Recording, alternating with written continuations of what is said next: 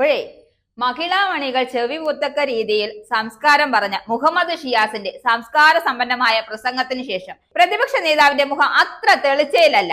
വാർത്താ സമ്മേളനത്തിൽ ആ പഴയ നിറങ്ങ് മങ്ങിയതുപോലെ ആ ചുറുചുറുപ്പില്ല, പ്രസരിപ്പില്ല, അനുയായെ നിയന്ത്രിക്കാൻ കഴിയാത്തതിലുള്ള വിഷമാണ് ആ മുഖത്ത് കാണാവുന്നത്. എന്തായാലും അത് തൽക്കാലം അവിടെ നിൽക്കട്ടെ. നേതാവ് മറന്നുപോയ ചില കാര്യങ്ങൾ എന്ന് ഓർമ്മിപ്പിച്ചാലോ? ഇങ്ങനെ പ്രതിപക്ഷ നേതാവിന് എന്ന് മുതലാണ് RSS ഐത്തം തുടങ്ങിയതെന്നാണ് മുൻ കേന്ദ്രമന്ത്രിയായ വി മുരളീധരൻ ചോദിക്കുന്നത്. അദ്ദേഹത്തിന്റെ സംശയം തികച്ച ന്യായമാണ്. അതായത് RSSന്റെ പരിപാടിയിൽ പങ്കെടുക്കുകയും നേതാക്കളുമായി കൂടിക്കാഴ്ച നടത്തുകയും ചെയ്ത ഒരാൾ പെട്ടെന്ന് മലക്കം മറിയുമ്പോൾ ആരായാലും പെട്ടെന്നൊന്ന് ചിന്തിക്കില്ലേ, എന്താ സതീശ പെട്ടെന്ന് അങ്ങ് കാലുമാറിയോ എന്ന്? അതൊക്കെ ന്യായമാണ്.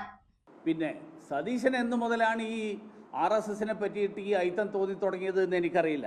2006 പറവൂരിൽ മനക്കപ്പടി സ്കൂളിൽ സതീശൻ പരിപാടിയിൽ പങ്കെടുത്ത് ഗുരുജി ഗോൾവൽക്കറുടെ പടത്തിന് മുന്നിൽ നിലവിളക്ക് കൊളുത്തുന്ന ചിത്രം, ആ ചിത്രത്തിൽ വന്ന വി ഡി സതീശൻ തന്നെയല്ലേ ഈ വി ഡി സതീശൻ?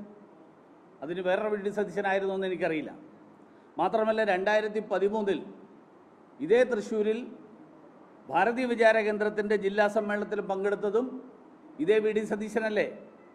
അപ്പോൾ ഈ ചിത്രങ്ങളൊക്കെ പൊതുമധ്യത്തിലുണ്ട്. അന്നൊന്നും RSSനെ കുറിച്ച് സതീശൻ ഐത്തം ഇല്ലായിരുന്നല്ലോ. ഇപ്പൊ പുതിയ ഐത്തം എന്ന് മുതൽ തുടങ്ങിയതാണെന്ന് എനിക്കറിയില്ല. അത് ശരിയാണ്. മറവി രോഗം സതീശനെ ബാധിച്ചിട്ടില്ലെങ്കിൽ ചെയ്ത കാര്യങ്ങൾ മറക്കില്ലല്ലോ.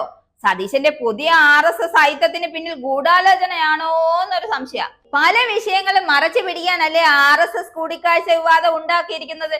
ഇതിന്റെ പിന്നിൽ സതീശൻ നടത്തുന്നതിന് BJP പ്രചരണം കൂടിയാണെന്ന കാര്യം വിസ്മരിക്കാനായില്ല. അപ്പൊ പുതിയ ചില ഓർമ്മപ്പെടുത്തലുമായി പിന്നെ കാണാം. അപ്പൊ അങ്ങ് നിർത്തിയാലോ?